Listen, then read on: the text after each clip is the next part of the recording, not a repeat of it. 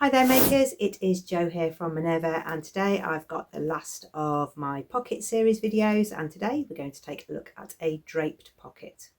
It's one of the most difficult for me to show you because quite often draped pockets are an integral part of a seam line in an overall garment.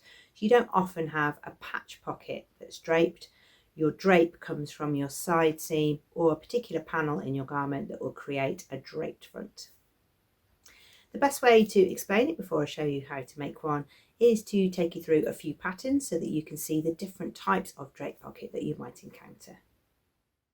Let's start with something simple. So the Brumby skirt from Megan Nielsen doesn't have a true draped pocket, but it does have a gentle oversized slanted pocket that has a little bit of drape when you match up the notches. It's big, it's really deep, it's really comfortable when you wear this skirt. You also see this on the estuary skirt from So Liberated. Not a true drape pocket again, but a really big pocket that's roomy. This one is more of a patch style pocket with a subtle drape. For a true draped pocket, then you can check out the gypsum skirt. That's also from So Liberated. And this pocket is within a side panel, so it's the same as the one I'm going to show you today. It's a true drape pocket, it's really nice and deep, and it creates the overall silhouette of the skirt. You can also get this in trousers if you prefer a trouser to wear. It's the same concept, and these are the Aranite pants, also from So Liberated. It's got the side panel in that creates the gentle drape on simple elasticated easy to wear trousers. If you prefer to wear a dress, then the Paya dress from Tessuti is really classic with clean design lines, and it has the oversized pockets on the front which have a gentle drape, and they come from the waist seam. If you're looking for something with a more designer edge, then Tina Given has a couple of great patterns, the Cupid tank and the Hattie dress, for a really individual dramatic style. This pattern is fit for customization with adding buttons, little ties, extra gathers, and it creates a really striking, quirky aesthetic. Stylark is also a good place to look. So this is the Tony dress. It can be made in knit or woven fabrics, and you can see here that the drapey pocket is part of the side seam.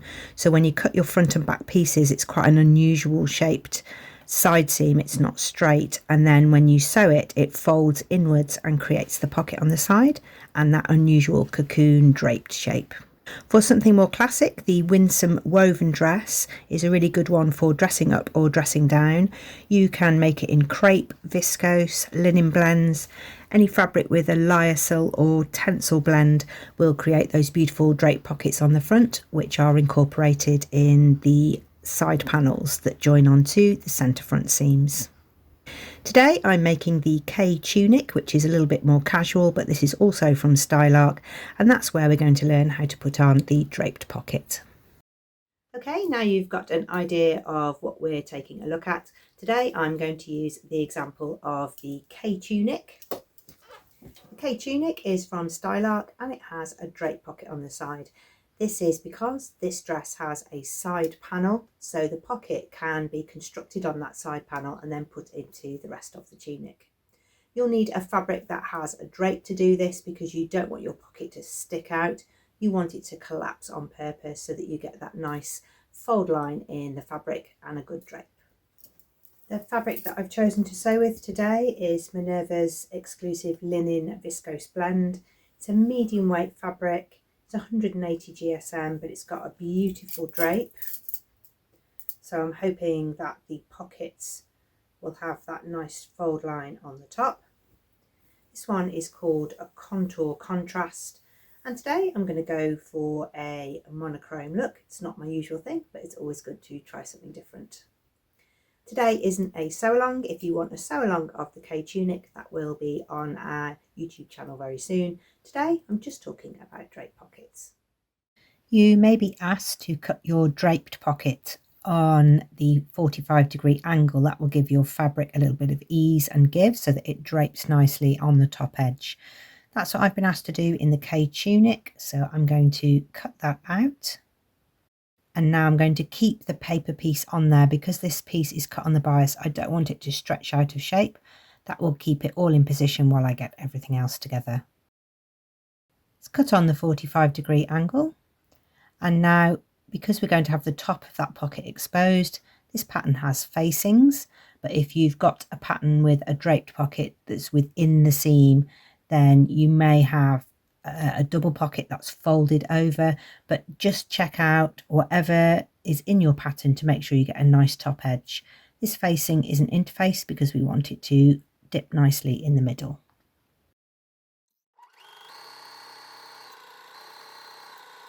It's a good idea to understitch your pocket facing even if your pattern doesn't say so.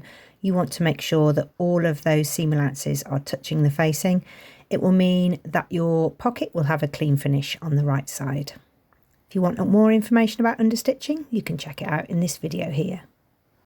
In order to make sure that your drape pocket is in the correct position, just check your pattern, whatever it is, for any notches. That will show you where the pocket needs to be so that it's in the correct place, and you can carry on with the rest of the construction of your garment. So for example here, I've got a double notch, and on my pocket I've got a double notch, so I want to make sure that they are lined up. I've got another one for the top of the pocket, so that's the position there. So I need to make sure that the top and all the facings folded flat on the inside are lying smoothly along the seam.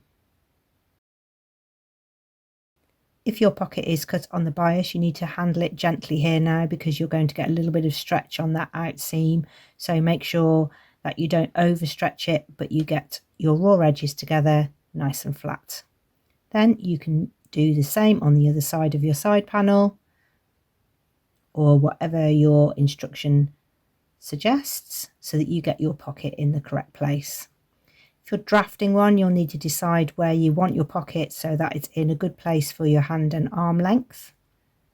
And you tend to put drape pockets where you've got a seam so that you can enclose the raw edges in a side panel or a side seam.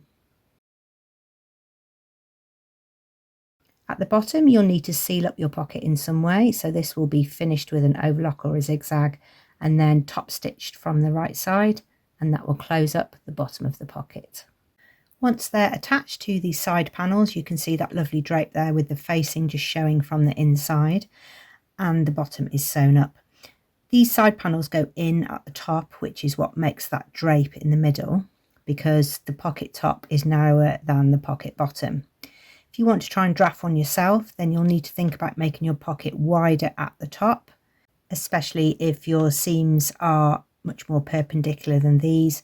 You'll need some sort of change in the angle of the pocket so that you get this drapey bit in the middle. Okay, so here is the bottom of the tunic now, so you can see it. Those pockets need to collapse in. If you've got a thick fabric, they will stick out like this, and you really want them to collapse down. Got that pointed hem, which is really interesting. You can straighten it off if you want to, but I really like the way that sort of elongates my body, especially because I'm quite short and short-waisted. This is a size 12. I normally cut a 12 or 14, but this for a 12 is a really nice fit across the shoulders. Got a 3/4 sleeve, but I could layer this up with a long sleeve t-shirt underneath to give me that little bit of warmth there. And today I'm wearing it with leggings. It gives the top shape a really nice sort of voluminous silhouette, and then down into the leggings at the bottom. The pockets are so deep, they go from my fingertips to nearly my elbow. Fantastic. Okay, so today so far everything has been specific to the K tunic. And that's the nature of a drape pocket. You'll need to be following the instructions of your garment that has the drape pocket in whichever way it is constructed. However, if you do want to add a draped pocket to the front of a garment, so you want something with a little bit of drama, you want to add that extra little shaping on the sides where you get a different silhouette with a drape, I'm just going to show you how to draft a patch pocket with a drape top. Okay, let's start off with our baseline. So I'm going to make a pocket that is 18 centimetres wide at the bottom. I'm going to add some ease for the drape, so I'm adding 6 centimetres either side of that pocket, just putting myself a light guideline. Next, I'm going to make the pocket 18 centimetres high, give myself a guideline, and then I can join up the sides to make that wide shape at the top. When I attach the pocket, these side seams will be vertical and the drape will happen here in the middle. Next up, you can do a couple of things. So you can either draft a facing that's this shape here, add a little seam allowance along the top and then sew it on and flap it under with an understitch. Or we can take this shape and flip it up and make a grown on facing. So this shape is what I'm looking for. A folded grown on facing can be a little bit deeper. You flip it up, hold the paper down and trace off that new facing line. I'll just draw that in so that you can see it more clearly. This curly paper is driving me crazy. So this now needs to be overlocked because it's going to be the raw edge on the inside, and this is the fold line. Now we need to add seam allowances all around the pocket because we'll need to fold those in order to top stitch it in place without raw edges showing, but we don't need a seam allowance along the top because that's going to be overlocked. Next, we want to find the straight grain and then the 45-degree bias cut because we want our pocket to drape really nicely. Make sure you put your pattern piece on your fabric on the 45-degree angle and cut out your pocket piece. I'm just going to mark my fold line here with a couple of snips. So this is my draped pocket piece. We're going to overlock along the edge and around the outside. I've done that and I've also folded down that facing so I've got a really nice smooth edge, and I can make this quite deep so that it won't show.